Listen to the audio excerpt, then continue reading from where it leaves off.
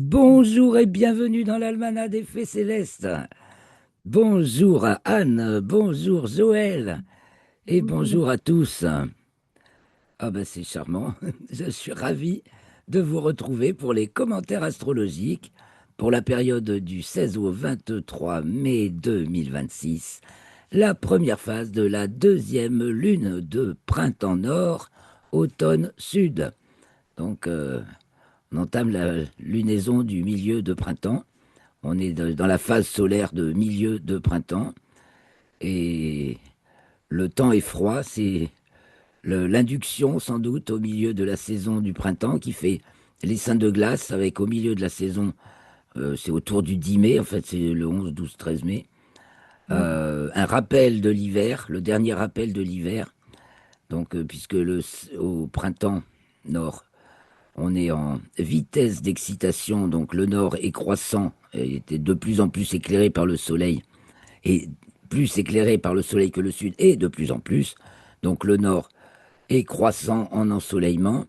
Et quand on est à la phase de milieu de la saison, on va rappeler la polarité inverse, donc le sud, qui lui est décroissant, et la force dominante de la saison, donc de la période du taureau, c'est la force d'inhibition naturelle.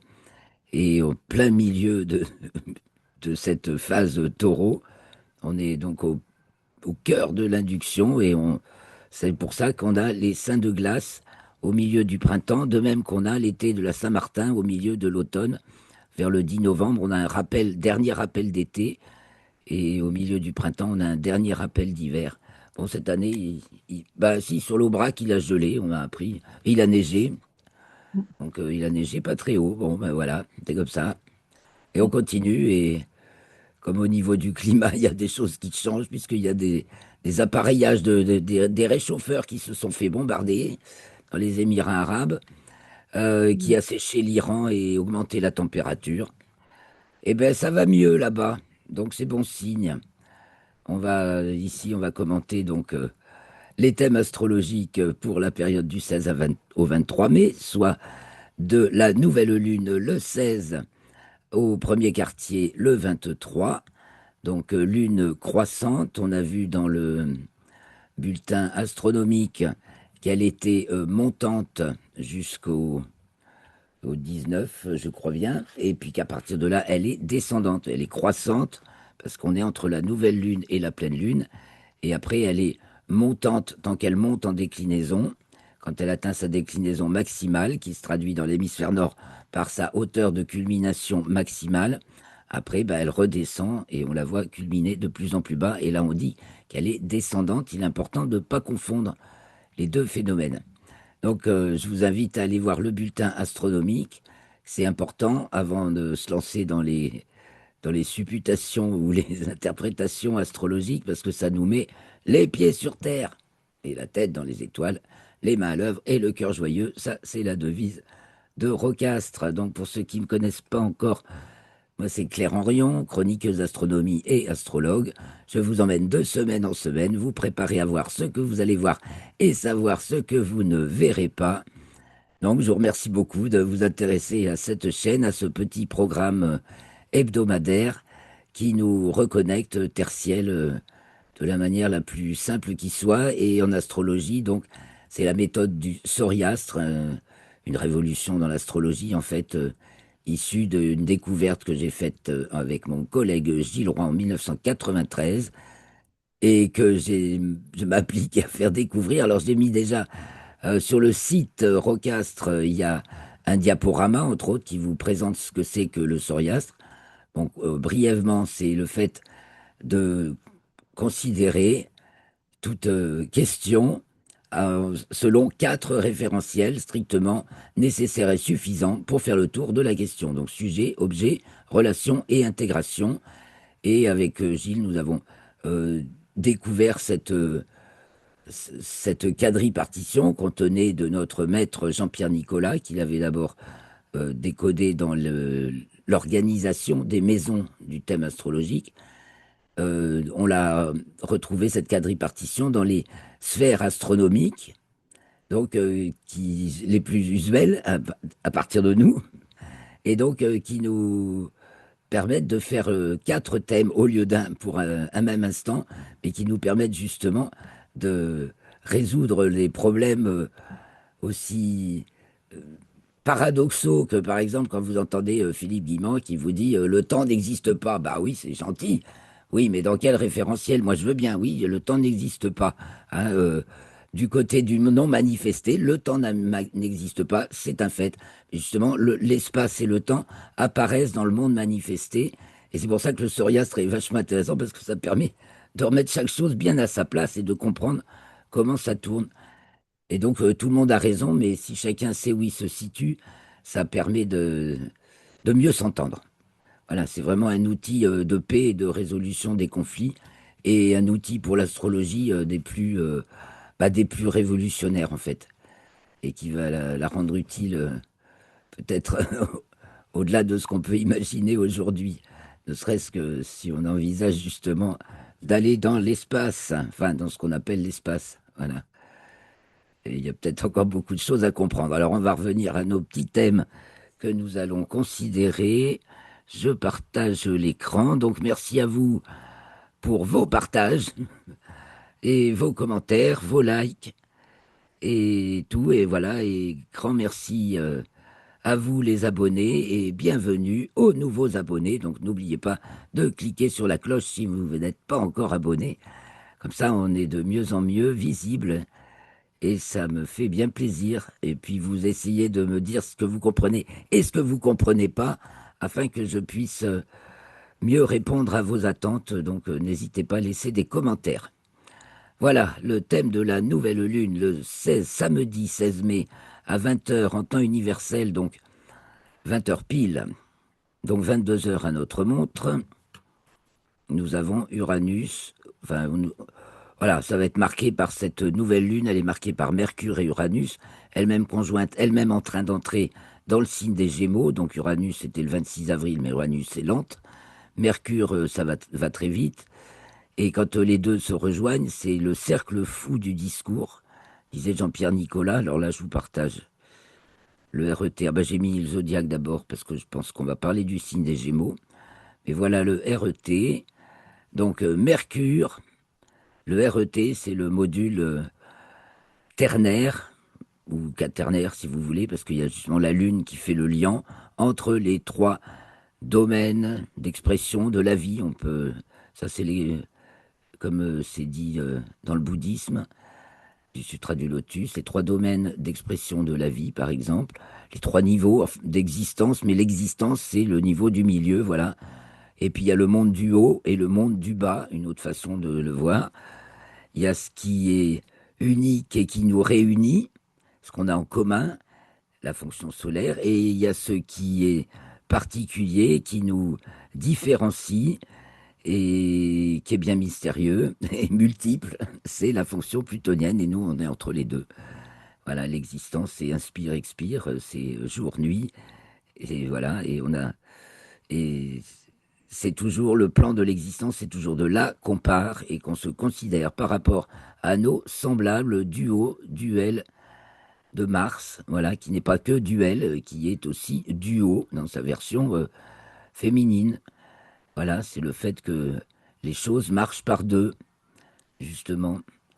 Donc c'est toute une conception, voilà, à se remettre. C'est la civilisation patriarcale, celle qui a valoriser le masculin par rapport au féminin qui a fait de Mars uniquement le dieu de la guerre. Bon, c'est sûr qu'avec Mars, il faut se battre. L'existence, si on fait rien, si on est ramolli, il y a rien qui se passe. C'est nous qui plantons les actes, c'est nous qui actons, c'est là qu'on acte. Donc importance, alors là on voit que Mercure et Uranus justement ne passent pas par le niveau de l'existence Mars. Alors soit ils sont bien alignés, ils sont justes, et là ça donne ben voilà, on fait le tour. Voilà, c'est la cosmologie, si vous voulez. On a une cosmogonie, quelque chose qui se tient de manière logique et cohérente, qui explique le réel et qui est logique, qui est cohérent et qui ramène à l'unité.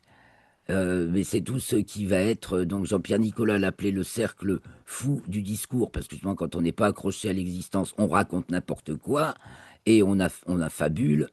Et voilà, ben, c'est Hollywood, si vous voulez. Enfin, mais c'est tout ce qu'on peut créer comme égrégore, justement. Rien que par la pensée, on fabrique des mondes. Voilà, on fabrique notre monde. C'est notre monde mental, individuel et collectif.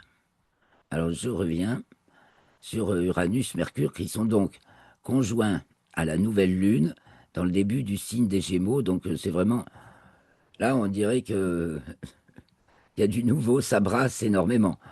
On va, on va se rafraîchir les méninges là, hein. Il va y avoir des courants d'air, des connexions, euh, s- vraiment de nouvelles. On va se câbler autrement et de manière nouvelle, rafraîchissante. Il y a un côté très, très sympa, très joyeux. On a aussi Vénus d'ailleurs, qui est encore en Gémeaux et qui est en Lion en héliocentrique. Donc il faut noter aussi que ce Mercure là, qui était en conjonction supérieure au Soleil le 14 mai, donc juste avant, l'avant-veille, là, puisque ça c'est le thème de la nouvelle lune le 16, était en même temps, donc en héliocentrique, c'est une opposition, Terre, Mercure-Terre, donc était donc en même temps conjoint Uranus. Donc c'est vraiment un bouleversement conceptuel. Je pense que peut-être bien que du côté des médias, on va commencer à entendre une pluralité de voix, des choses qui changent. Bah tiens, comme on les changeait avec Joël juste avant, on commence à entendre des vraies infos, pas évidemment au bulletin télévisé officiel, mais enfin qui circulent. Il y a vraiment beaucoup d'infos vraies que moi je m'évertue à communiquer depuis 20 ans. Ça y est, ça sort. Tout ce qui est sur la géo-ingénierie, les manipulations du climat, les armes climatiques, les chemtrails, bah tout ça, ça y est. Et c'est discuté de manière cohérente par des gens quand même qui ont plus de notoriété que moi. Et ça fait drôlement plaisir. Ça va commencer. Ça devient une évidence après que ça a été complètement moqué, nié. Ça y est, c'est un fait, c'est reconnu. Voilà. Donc les choses peuvent commencer à changer. Et d'ailleurs, ben, il y a ce côté rafraîchissant, hein, là, c'est complètement rafraîchissant. Une nouvelle lune, ben, elle est encore fin taureau. Et l'amas, c'est le premier croissant qui est dans le signe des Gémeaux. Donc on est en train de boucler le premier croissant le 17 mai. La lune est alors dans le signe des Gémeaux. D'ailleurs, on va y voir puisqu'on va passer à l'ingresse lunaire en Gémeaux. Alors, qu'est-ce qu'on voit dans cette nouvelle lune? Tout est à l'occident du thème, justement, du côté espace-temps, si vous voulez, du manifesté. Voilà, dans le thème astrologique, on va voir le monde manifesté à l'Occident et le non manifesté à l'Orient. Le non manifesté collectif, c'est cette partie-là, du milieu du ciel à l'ascendant, correspondant au post-contact dans la phase, dans le cycle de contact d'un individu avec son environnement. Et la phase individuelle, bah, c'est celle-ci, dans le côté nocturne, enfin le côté qui est pas, oui, nocturne, qui est pas visible en tout cas. Ça veut pas forcément dire que il fait nuit à ce moment-là. Là, oui, le soleil est couché, mais c'est pas obligé dans le thème. Mais ça, ce sera toujours dans ce qui est là n'est pas visible, voilà. Et donc là, c'est la partie individuelle, orientale, non manifestée à l'extérieur. Voilà. Intérieur, extérieur. C'est... Et donc là, c'est la la peau tendue. Donc ce grand changement. Alors on peut voir aussi justement tentative médiatique d'imposer, parce que là on va nous parler de maladies fond du ciel, poisson, avec Neptune en bélier, on essaie de nous imposer ce nouveau narratif, l'antavirus qui tient pas la route 2 secondes. Il va être vite démoli, mais on voit comment ça travaille pour inventer une histoire, quoi. Essayer de nous... Mais ça tient pas la route. C'est démoli déjà par beaucoup d'études scientifiques, disent, on peut le dire Saturne en bélier, qui contredit. Voilà, donc je pense pas que ça va faire long feu cette histoire. On voit que l'ascendant est donc en Sagittaire. On va se, on est lié à l'étranger, à l'international, et on a de diurne donc juste Vénus et Jupiter. Et Jupiter ne fait aucun aspect Elle se trouve dans le signe du Cancer en maison 8, existence de l'objet. Donc on va sentir qui c'est le patron. C'est qui le patron chez nous? On peut dire que le patron est noyé, il est absent. Le gouvernement est sans lien avec le reste. Voilà ce que ça nous dit là. On voit qu'en héliocentrique, on a une magnifique figure structurée, qui est juste... il y a un petit décalage, c'est envoyé par un trigone, donc un aspect harmonique de Vénus en Lion à Lama, Mars, Saturne, Neptune en Bélier. On en a bien parlé la semaine dernière. Là, on est dans l'épreuve, hein, les grandes épreuves, et on éprouve les choses et enfin, on bâtit des fondations, on inclut des choses étranges qu'on n'aurait pas inclus avant. Enfin, il y a tout un monde, tout le monde E.T., l'existence de la transcendance qui ben, tout rafraîchit en bélier, là, et puis qui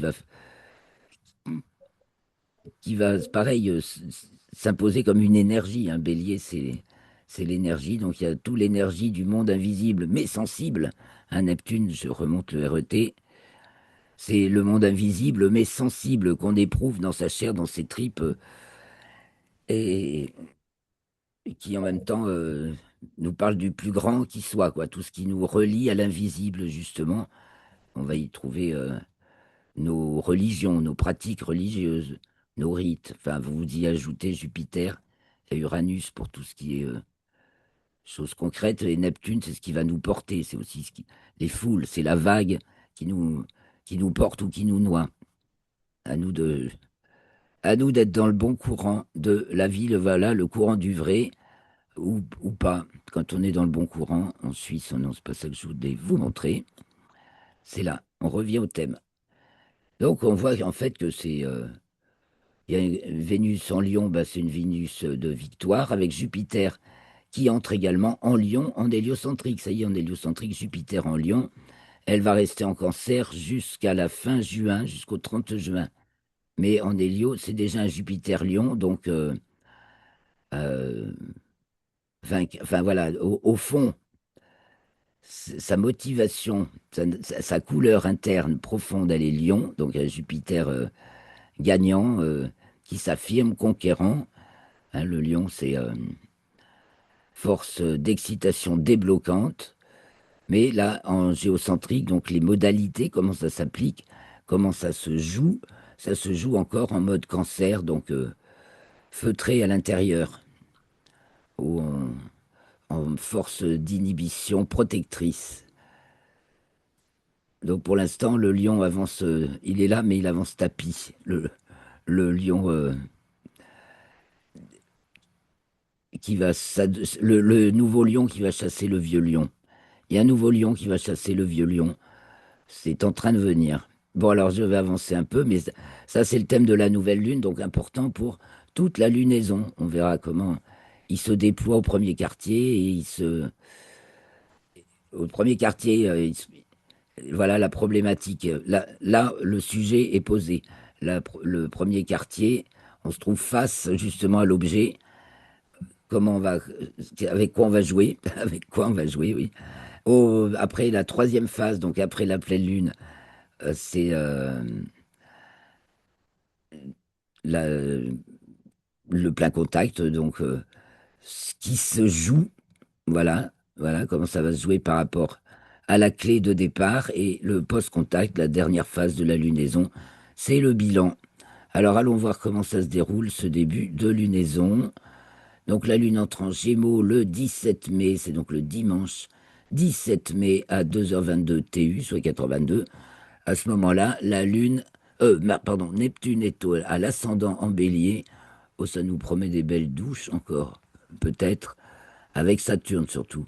Neptune n'est pas forcément un facteur de pluie, quoiqu'un peu d'humidité, mais regardons encore une fois le RET. Oui, non, c'était pas ça. Non, c'est de ce côté, pardon. Voilà, donc regardons la fonction neptunienne. C'est une fonction ascendante quand même. Donc en météo, finalement, c'est pas du mauvais temps, mais c'est des brumes.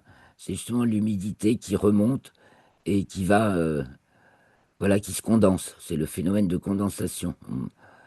ou de fonte, si vous voulez, sous la fonte plutôt. C'est quand ça fond. La glace, le solide et la fonte. Mais ça peut être aussi, là, ça dépend dans quel sens on regarde le RET, justement, et ça peut être aussi la condensation. Donc là, c'est le gel, et là, c'est la condensation, c'est-à-dire quand on passe du solide au liquide. Non, pardon, de l'aérien. Donc ce serait plutôt là. Bon, ça se rediscute, mais on voit l'effet l'effet brume et l'effet condensation quand même primordial qui se fait avec Neptune. Mais donc ça peut être quand même assez humide tant que là on est encore en taureau, parce que là on a vraiment beaucoup de pluie et de froid, hein. Donc tant que l'amas est principalement en taureau, ben ça va peut-être changer, mais pour l'instant la Lune est avec Mercure qui est encore en taureau, c'est des douches et des douches. Et là, tout est oriental au contraire, sauf Jupiter, toujours séparé des autres planètes, pas d'aspect, qui se trouve en maison 4, 5. Donc il y a quelque chose qui se prépare au niveau de, de la gouvernance là, mais on dirait qu'on tourne en rond dans son. Pour l'instant, c'est pas en lien avec le reste, ça tourne en rond dans sa petite ou grande sphère. Et il y a un espèce d'effet d'écho, enfin ça marche sous sa peau, mais il se prépare quelque chose, c'est certain.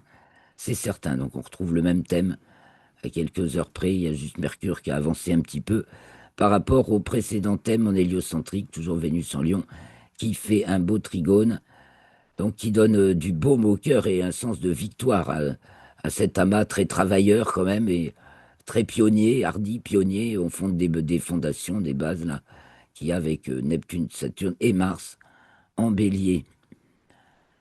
Donc là, ouais, on bosse quoi.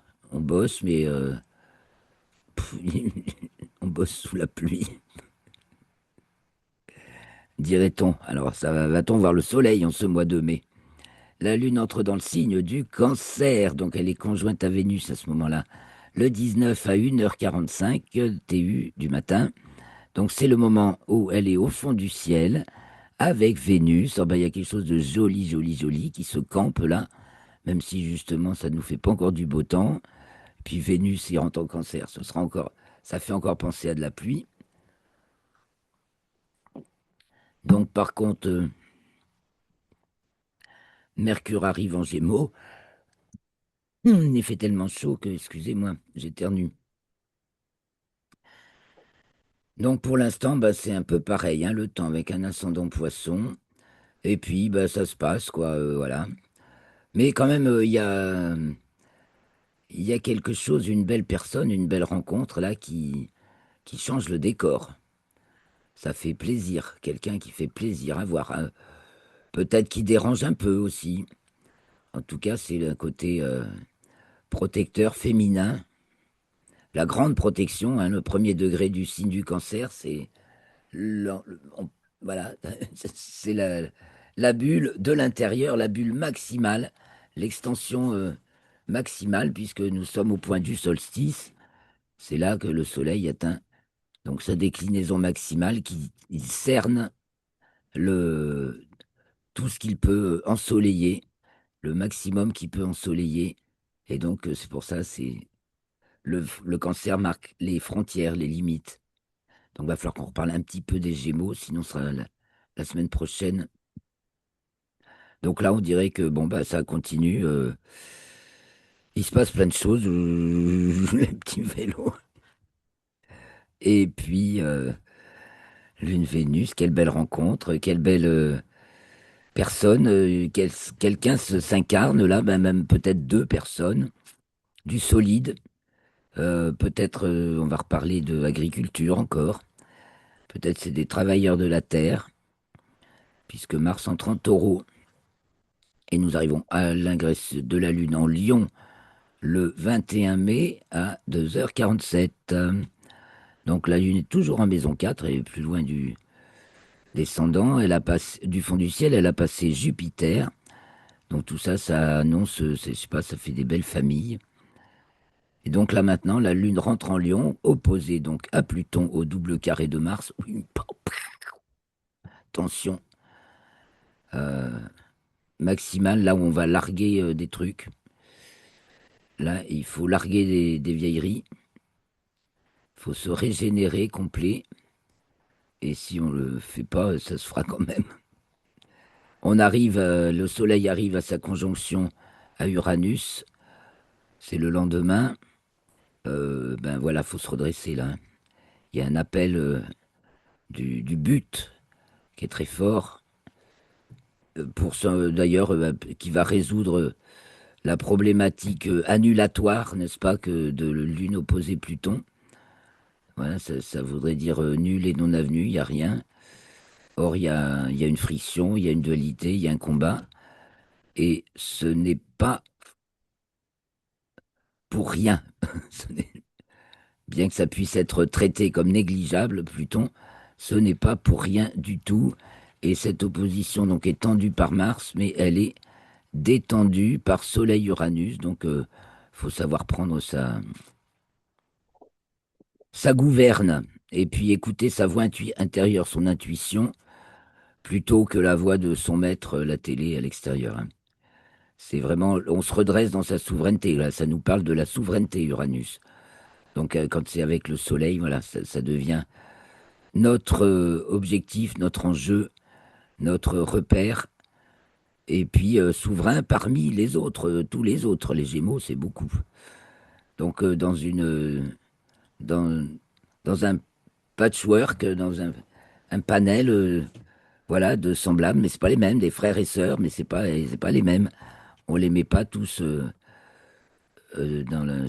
chacun a ses particularités. Ce qui va être bien, ce que fait bien ressentir aussi l'opposition de Lune à Pluton. Il y a une particularité irréductible. Ça va insister sur l'irréductible. Et donc, ascendant Bélier, c'est punchy, surtout avec Mars en Taureau, où il y aura de l'énergie à ce moment-là.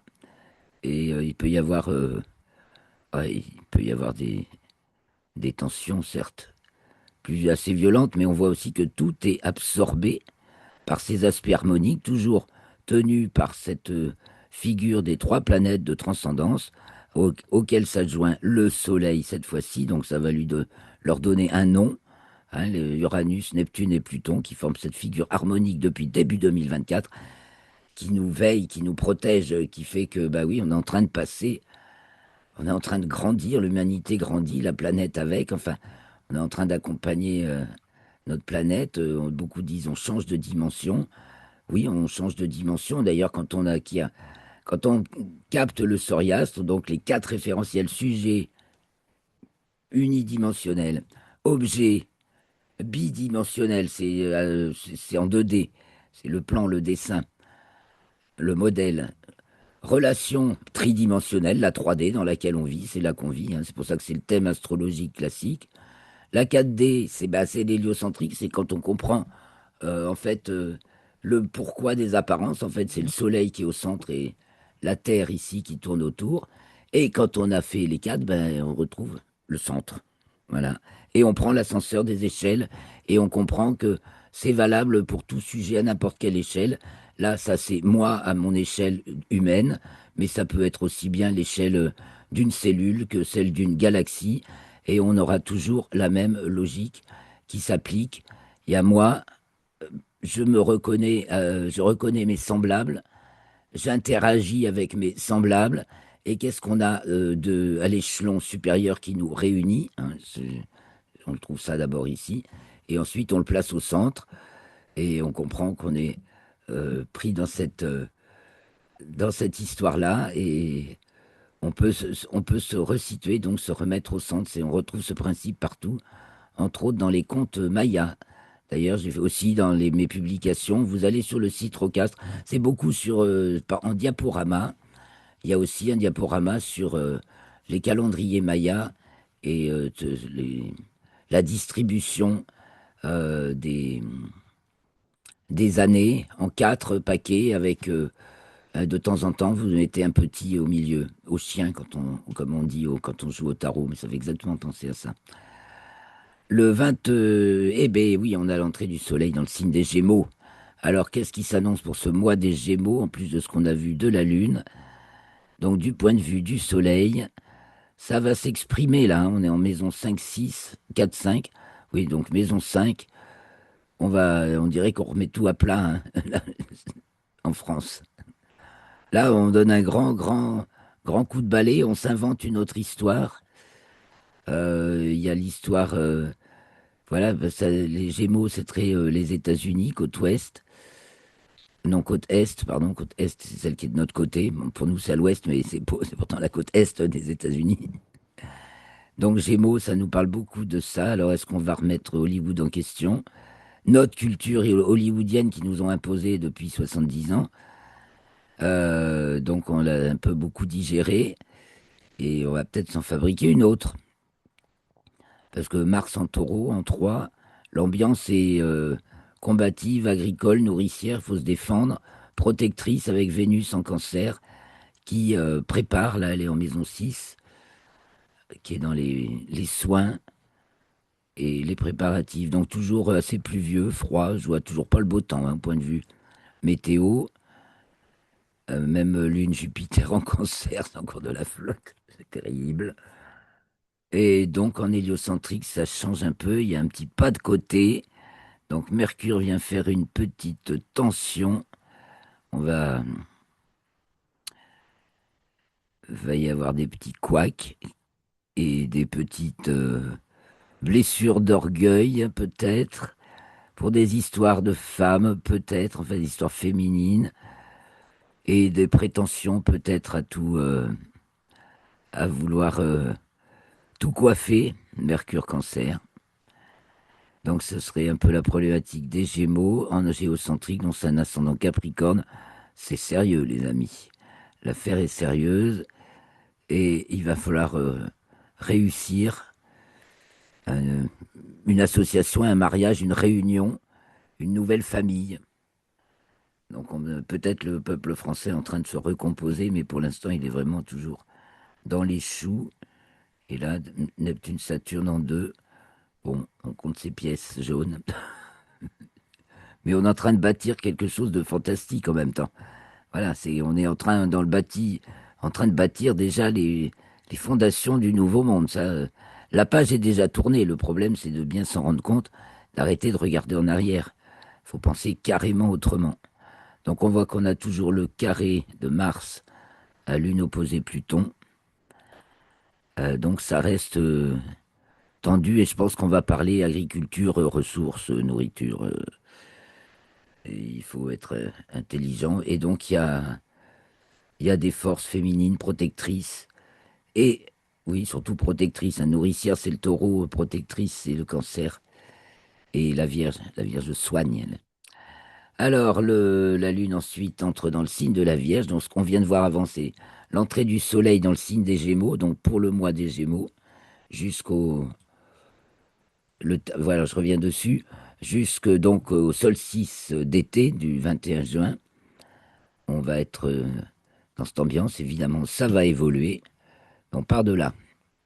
Donc, pour revenir plus terre à terre sur la semaine, la Lune entre dans le signe de la Vierge le 23, 6h57, donc samedi 23, 6h57, TU, donc 8h57. À ce moment-là, Vénus et Jupiter sont en cancer, à l'ascendant, Vénus en 12, Jupiter toujours sans aspect, en 1. Qu'est-ce qui change? Tout est oriental, donc 2 jours tranquilles. Mercure avance en Gémeaux, forme une figure harmonique avec Saturne et Pluton. Bah, va y avoir de la perspicacité, des choses des choses perspicaces. Et puis il y a des problématiques vraiment corsées, hein, à résoudre, mais il y a des gens pleins de courage et de bonté qui qui œuvrent. Donc ne désespérons pas de résoudre les nœuds gordiens, les sacs de nœuds. Et puis bon, donc conjonction Soleil-Uranus, on est encore en plein dedans. Donc c'est le moment où on redéfinit ses buts, hein. J'avance parce que le temps est bientôt terminé. Nous arrivons au premier quartier. Oh, oh, oh, oh. Ça, yada, la papa, la lune. Et donc tout juste dans le signe de la Vierge. à l'ascendant, même, dans l'axe des nœuds lunaires. Les nœuds lunaires se trouvent également dans le plan de l'horizon. Le nœud ascendant est au descendant, c'est d'ailleurs là où l'écliptique plonge sous l'horizon, le nœud ascendant de l'orbite lunaire, et le nœud descendant se trouve à l'ascendant. Donc il y a un enterrement et la- l'apparition de quelque chose de nouveau. Il y a une graine sous la terre qui commence à germer, voilà, et qui va montrer sa figure, et qui va être révélée, là, en 10, avec Soleil-Uranus, en 10. Donc l'exposition, je vous disais, au premier quartier, on arrive à la phase d'exposition de la problématique, hein. La problématique, enfin du moins, la problématique en elle-même est contenue dans la nouvelle lune. Au premier quartier, elle se déploie, voilà, et on voit qu'est-ce qu'il va falloir affronter. Bon, il faut affronter le réel et prendre soin de soi. Alors oui, peut-être on veut enfermer notre santé, mais bon, on ne se laissera pas faire sous un ordre dictatorial. Moins d'une minute, les amis, je vais donc arrêter ici. Merci beaucoup, Anne. Merci beaucoup, Joël. Bon, je ne sais pas si vous avez des questions. Il ne reste plus beaucoup de temps, il faudra les poser. En tout cas, merci beaucoup à tout le monde. Vous posez vos questions dans les commentaires, hein, si vous en avez. Je vous remercie. Passez une très très bonne semaine. On se retrouve vendredi prochain, si vous le voulez bien, pour la suite des aventures dans l'Almanach des Fées Célestes, les commentaires astrologiques. Merci.